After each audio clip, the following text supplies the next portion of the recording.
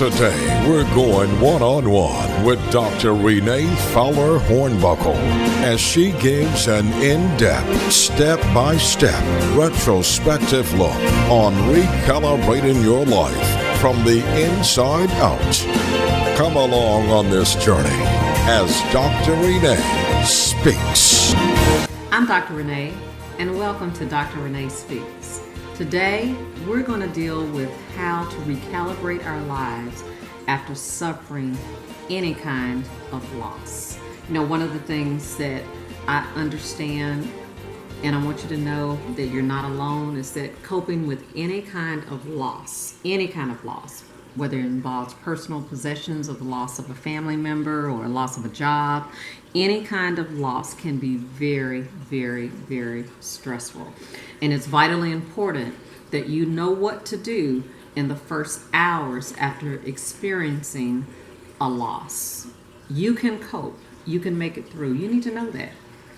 But you must know what to do. I think that a lot of us spend an awful lot of time just trying to manage life rather than preparing how to deal with things when life does happen. So what happens is when you're faced with a loss or you go through some type of catastrophic life-changing event, you're suddenly thrust into an unfamiliar world. And so it can be very difficult to know how to get back to what is normal in life. You know, I had the opportunity and the privilege and have some great church members that were a part of Hurricane Katrina when it happened. And they lost everything, and they entered into a new unfamiliar world, and they had to learn how to rebuild from there. One thing I can say about them is that they've learned how to rebuild, and they've done it well. It hasn't been easy. It hasn't come without challenges, but because they were determined to rebuild, they were able to recalibrate their life and get back to an improved quality of life. So when you're faced with a life challenge or any kind of loss, I just want to share with you some of the basics that you must do in the first hours, the first days to keep you moving. Well, first of all, you have to catch your breath and you have to accept your reality. This is what's going on. This is what's happened. I may not be able to control it, but the reason that you do that is because you've got to start saying, you know what, I'm here, I can make it, and I may not have what I'm accustomed to. I may have lost a person unexpectedly, but you know what? I'm going to start now by just taking a deep breath and saying, you know what, I can make it. It starts with the acceptance of the fact that you're still here. You know, when I was going through a crisis in my life, it was challenging. It was just like things toppled over, they fell out of control, the glass tower shattered, and it took my breath away. But I had to remember that if I could just breathe, that I could get back up again and I could deal with this. And so what I'm going to share with you are just some basic things. I've worked with a lot of counselors over the years, and I tap into the resources that are available from experts. And so this is just kind of a culmination of healthy coping strategies. It's what I call my short list, and I just like to recommend it to people to keep them moving when they're faced with a crisis of some sort. Again, you got to breathe. Next, you got to take it 1 hour at a time, 1 day at a time, if need be, 1 moment at a time. You know, things that happen in life are real. And so sometimes it just takes being present in the moment to really acknowledge and recognize that, you know what, this is my reality. Don't try to figure it out. Just take the moment in for what it is, however painful, however hurtful, and just start where you are. After you've kind of processed where you are, then you gotta sleep, you gotta rest. You know, when I went through my calamity in life, you know, one thing that I was real clear on was that I had to get rest, because if I was sleep deprived, I would have a propensity to not make the right decisions, the right choices. In fact, I have to say I was a little kooky, and because I just could not reason and process properly. People don't think about that. You know, that doesn't seem like the next thing you would do after going through a crisis, but you got to get some sleep and rest so that you can begin to really, you know, turn down for a little bit so that when you get up, you'll be able to process and make the right choices, you know. You have to try to find next a way to figure out how to create some type of normal routine.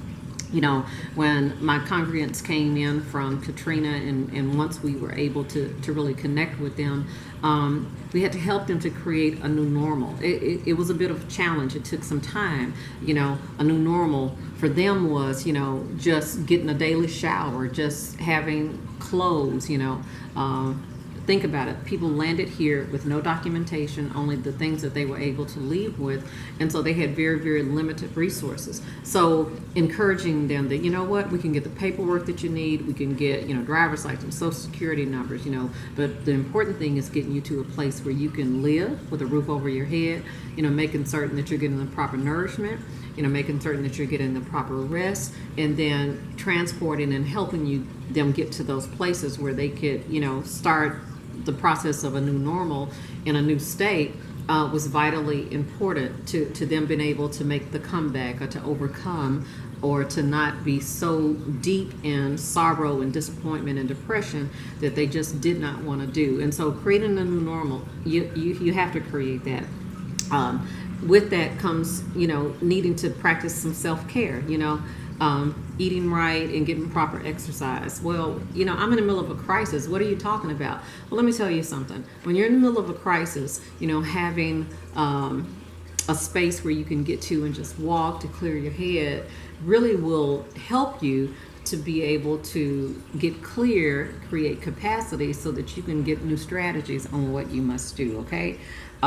Eating right, that's not the time to, just pump up on, unhealthy things, drinking lots of water, eating nutritional foods, all of these things are important to your self-care when you're going through a crisis, because if you are out of sync, if you're not healthy, then again, you cannot properly deal with the problem. Now, what you don't want to do is, drink a whole lot of alcohol, use drugs, medications, to mask the pain, because that's a temporary fix, and what will happen is that you may feel up for the moment, but you're going to come crashing down. And when you come crashing down, the reality of your issue is still going to be there. And so these things don't do anything but temporarily mask or cover up what it is that you're feeling. And so please don't get caught up in that cycle of trying to mask the pain in a way that is self-destructive, okay? Because that's not going to help the situation at all. Find people that you can be around that really can comfort, sustain, and recharge you. One thing about going through a crisis and coping during a crisis is being around people that can help you problem solve, help you strategize, that can assist you and support you in ways that you need it. The last thing you need is somebody around you that's like super negative and doesn't have anything good to say about anything. You don't want to be around those persons that bring you down further, okay? You've got to create an environment where you're around people that can really give you the support that you need, or just be a listening ear. And a lot of times when you go through loss or you suffer loss, I know people say crazy stuff, they really do, and they really don't understand how you feel. So if you know somebody that's been through something, that's really the person that you want to connect to, because they'll be able to empathize with you where you are, and they won't say those crazy things, because I've been through incredible loss and crisis and scandal in my own life. I'm very sensitive to people when I recognize that they've been through extreme loss, okay? So I can relate to where they are, and sometimes they just need to know that there's somebody there that can be a listening ear without trying to give them a solution or to fix it. A lot of people tried to be fixers in my life when I didn't even know what needed to be fixed, okay? So early on in a crisis, sometimes you don't know. Some things, are given. For example, like with the Hurricane Katrina, we knew that they needed, someplace to live. We knew that they needed food and clothing. We knew that they needed to get their paperwork. But sometimes it's not so simple to identify what you need. And so if you're one of those people and you're going through something, find somebody that can really understand what it is that you're experiencing. And don't be afraid to talk to them, especially if they have those similar experiences. You got to find something to occupy your time.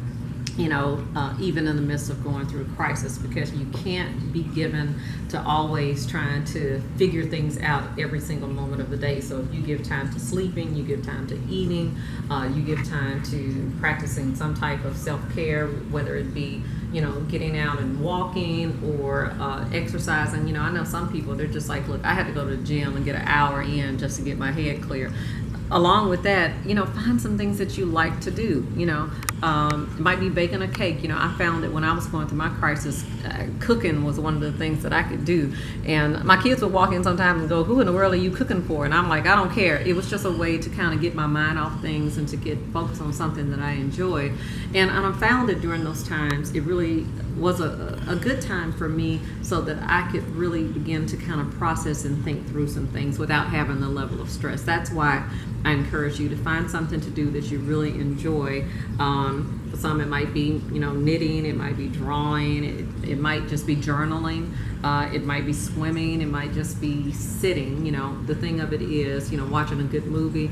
You have to have some time. Look at it this way.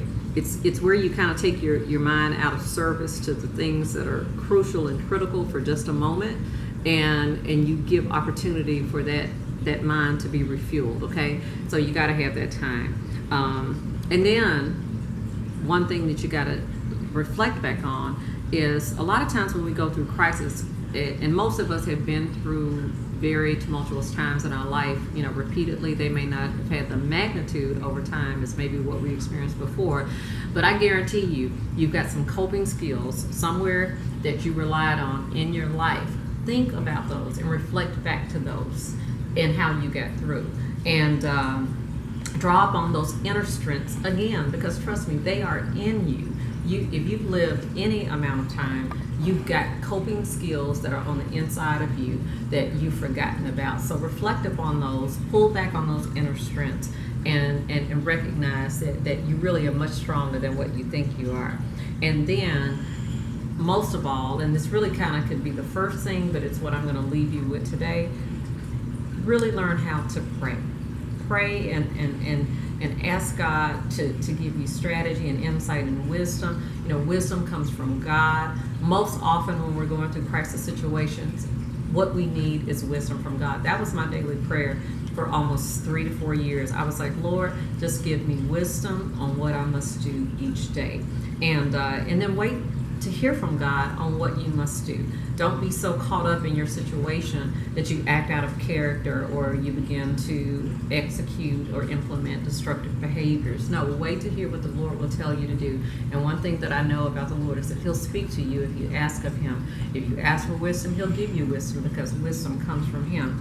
And so these things are very important for you to follow through on when you're going through with having to cope with a loss in your life, because any type of grief or any type of anguish that you go through, it's a journey. It's going to take time to really get back to where you need to be, but you can certainly do it. And so be encouraged today, and know that your life can be recalibrated after going through loss. You just have to learn how to cope and deal with what it is that you're faced with, and you have to believe that you surely can get through it with God as your source. So I'm Dr. Renee, and I'm speaking to you today, and I want you to know that you can learn to cope in any crisis. Please follow me on social media, as you see on the screen here. Ask any questions that you might need to ask, because we want to help you to recalibrate your life in all things. To partner and or support Dr. Renee, visit ReneeHornbuckle.com.